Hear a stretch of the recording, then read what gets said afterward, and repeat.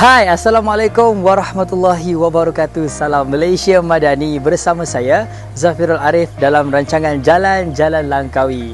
Jadi hari ini saya akan bawakan khas untuk anda semua di sebuah tempat yang cukup menarik di Langkawi, iaitu Crab Farm Langkawi. Merupakan satu tempat yang menjadi tumpuan untuk semua pelancong yang datang ke Langkawi.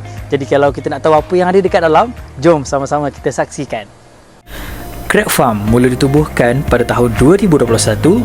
Mereka menjual dan menternak ketam serta menyediakan menu-menu yang terbaik dan lazat. Baiklah, sekarang ini bersama saya seorang pengasas Crab Farm di Langkawi, iaitu Cik Ros Azmizal bin Ghazali. Jadi bagaimana Cik dapatkan idea untuk menubuhkan Crab Farm ni? Alhamdulillah, kami sebenarnya nak buat kolam ketam ni ataupun Crab Farm ni, kami dah rancang kurang lebih dalam setahun ataupun setahun lebih, daripada tahun 2019. Alhamdulillah, tahun 2020 kami start mula korek kolam lah. 2020 tu dan selepas korek kolam dalam seminggu PKP. Tapi kami tetap teruskan juga buat. Orang kata buat sampai jadi. Mula-mula tu suka-suka ya. Untuk kolam yang pertama ni, kami di sana untuk kolam A tu suka-suka ya, sebab dalam cadangan tu kita nak blur dan kita nak jual secara mentah. Dan salah seorang kita punya rakan partner tu, dia kata why not kita try mi ketam, sebab tak pernah dengar lagi mi ketam ni di dalam Malaysia ni. So kami try lah. Okay. So terima kasih bang atas perkongsian. InsyaAllah. So kita nak pergi ke next terus.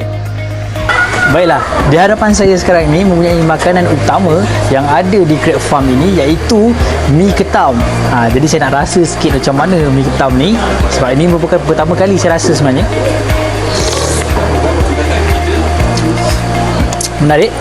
Kuah dia pekat. Kita rasa mi dia sikit.